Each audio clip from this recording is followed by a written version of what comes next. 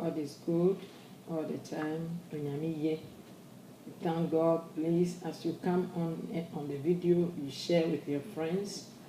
And I'm not paying, so we are going to share the word of God. You will come when you some the frame.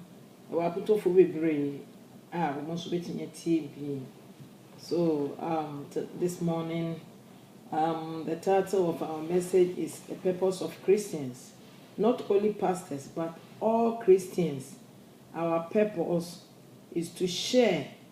the word of God. As we have been invited, we also must invite others. That is the most important. And so this morning, I just want to share this brief word with you with joy, with joy. The joy of God is our strength. So I invite you this morning to share this wonderful message with me as we are preparing, heading towards our life, heading towards heaven, and etc. Edenyamia se ne Ewurade ode enano acheyen ye won kwam kachema da bodwe mojadi emu afrusane asundwe wo yemu ahoto ahoden. We are able to go to our workplaces. God is good and his mercies endure forever. And therefore this morning, as you come on this message, you share with your brothers and sisters in the name of Jesus Christ. The purpose of our calling to become a Christian. The purpose of our calling to become a Christian. Now, I was reading something from here. Luke chapter 15, the verse number 1. Was it then all the tax collectors and the sinners draw near to him to hear him, and the Pharisees and the subscribers complained, saying, "This man receives sinners and eat with them." So he spoke his parable to them, saying, so these people, they came to Jesus, sitting down with him, watching him. They were trying to watch him and say some things about him. So they were watching him. That says the Lord. The Bible says they were watching him, really, asking him questions. All their questions they were asking was, "Hey, yes, you nyame ba." And so wani abonefo papa yi ba wo so nyame ba muntie o yankopon pa ba no aba afa abonefo nti wani abonefo ne didie woni wo mu na ye bibia nti ase na ne ho ye wo mu nwunu. They didn't like the idea because Jesus should have come to walk with the rich and those who have and etc. Who ni bidia na chese nye wunti na Yesu ye den oba ye. So and they were asking all these questions, and then let's hear what Jesus Christ told them. What Jesus told them. See? And they were saying that, say, no, or can then some chile woman, when you have any food, didn't when your woman walk can in some chile woman. Yes, I want now we are but the moyen in what didn't send me ever deceive you. Said you been nama womoke cancer. No, that's not it. Jesus now Bisa said, "What man of you, having 100 sheep, if he lost one of them, does not leave the 99 in the desert, in the wilderness, and go after the one which is lost until he found it?" Yemu hwan nom enna wo mu eko ene yenwan akọ adidie na enwan no wo mu ayira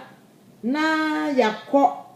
akosi yakọ akọhwehwe wo mu na yakọ ye no enwan na ayia no yankọ hwehwe wo mu yakọ akọhwehwe wo mu enti o ka bibi se Yesu koi so Yesu ba se wo be den obehwehwe yen enuanom se Kristo ba se wo behwehwe wa na chese utiri ye pa na ye me nwanwa se binum hunu se Yesu eba behwehwe yen na ye ne ye pɛ no ya na duru ba bia awerɛho paa awerɛho Yesu ba behwehwe de wayira enti yenya akristofo yenya asofo yenya difo Kristo wo so ye Kristo if you call yourself so called Christian wo purpose ne say won so no say akwati say wodi obi ba wo ba say krom ha itimi ye adwuma bi say help wanted wodi obi ba ye be ma incentives bi so ahu enti wo so wo kɔ akɔpɛ obi aba na obi so akɔpɛ obi aba enti so onyame de se Kristo de wo ba na wo so wa ye de wo so akɔpɛ obi aba so ti ase enti saa na ese ye kɔ no last week na me ka ho asɛm e wa sorry esa se ye nyina ye adwene baako akristofo na ye ti ase se Yesu fra wa fra ye no wo fra ye se wono aba ba ye ne de wo wagya ne nsa ne fa so edi ma ye ne wo ka kire ye se adwuma wo pese ye to aso wa ne de wo be ye no enti se no wono no kwa wo kɔ no wonche wo beba na so no se ye kwa akɔpɛ wo mu ase de ohun ye no ye kwa akɔpɛ wo mu ho nso ayera no bia ne ni ahode ye nipa ndi enyame ba ye bo no kura won de ono otumi yi ne kra de kosie sa akfa na ade but ye ni sa atumi no enti wo be ma ye tumi bia ye betimi de akɔka ne nsampa enti wonim me soma won kronkron me kɔna papa soma won kronkron ama na ba wanka so no soma o se ni papa be soma ena ba papa yi soma won kronkron wo ba ye ena wo ba ena wo boa ye so ahu na wo ba a wo boa ye chese de ye ni opese ye bia no oboa ye ama ye timi aye se de be ya ye wie emfi vision no a wono wo de ba ye no fi se wono ni abode nyina wura ni vision na ye vision Christ vision e Kristo ni bia vision period enti me ni wonu obi ka say mission statement we mission sorry o vision ni say na ye me wanwa obi a person o chese wo throw different vision but vision ye ba akopɛ and Christ vision no and say obi a wayera obi a on te ni dinida wo ba ye wo ba betu ni din wo di na chi saa enti Christ nante ye no ye di na chi saa na ye kɔ enti sa wo jiwa na wo so so aye be wakɔji obi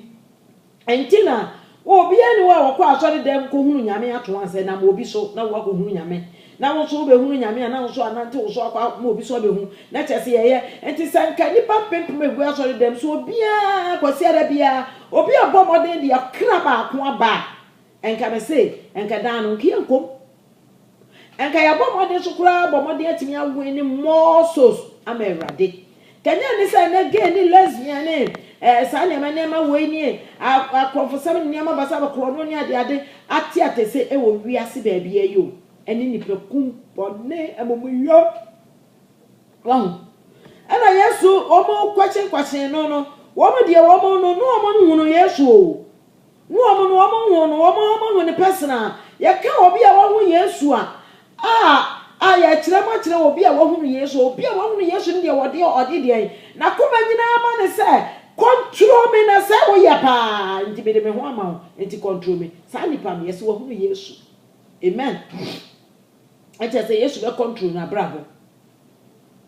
so anya me kire no sa nipa no wo hu Yesu eno no na nya de obetena ho na ni be hwe no physical wo hwe no physical no amfa na sama wo anya hwe enti sa obetena story dem no wantimi anante Yesu kwan mu a wonya hu no amen enti no wonua bi a woni retifia na wo ba bi a wo yira no ntimi mfa no ntimi kofa na mba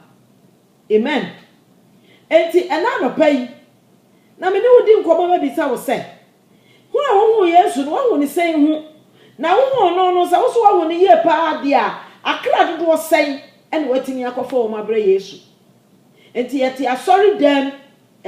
dem o ena ye ni ayepe yeti asori dem ena ye ni ayepe medofonom yeti asori dem ena ye de yepe ba se yetimi pa so ye de Yesu pa enka betimi aboa bebre amanka amanya akopon ani monyam ayeden adadi so ho adadi pa de amayen a chese nka ebeye hu ebeye nije ebeye sere ebeye wodo ebeye asomdue e de amma yen so menuanu enti yesu hu na yehu nui yehu no sei bibisawo na wo so wabisa me yehu no sei anopa me ka bi akyerɛw amekai wo sei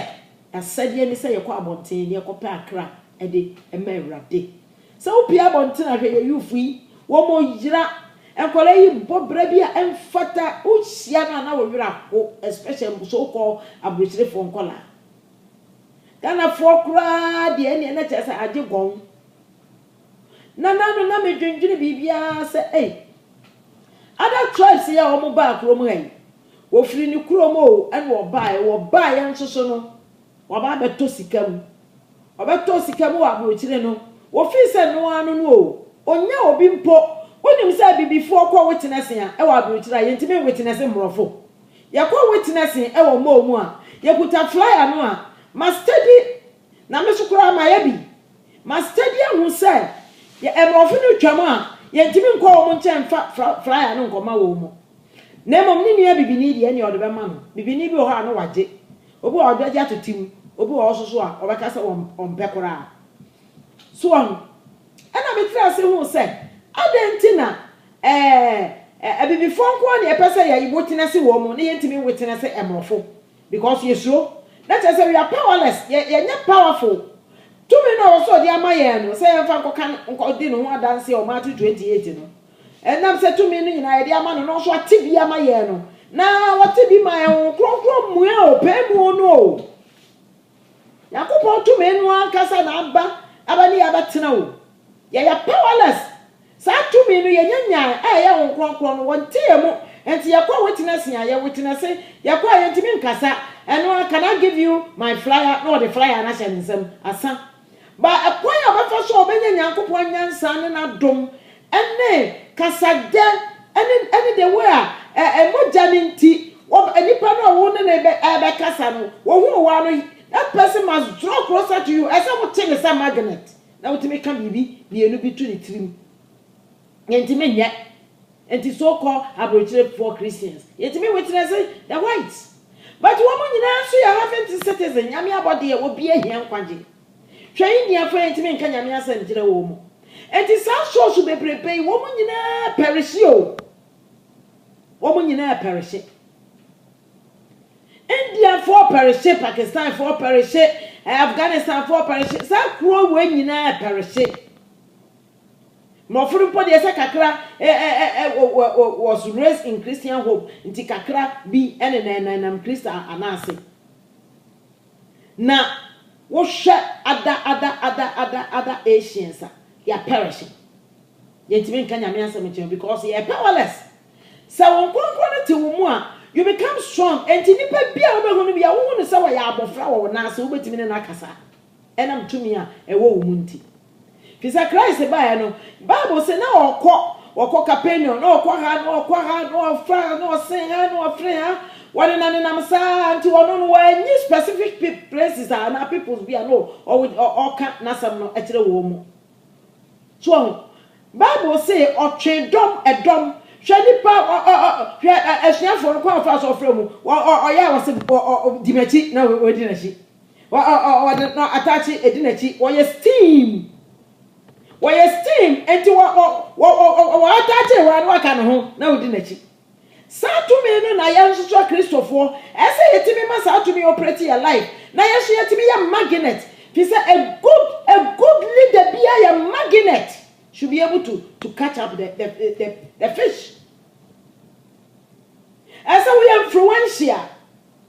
ese wo no kwanya efa so a influence nipa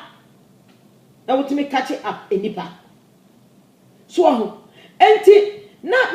me thinking about all this I'm thinking about all this I'm say hey SSS yetimi koye nim o SSS yetimi koye nim ese yetimi koye nim pa na adwuma no ye de enso still no ye nu ba bia enti me sra ma dofo nom say yes yesu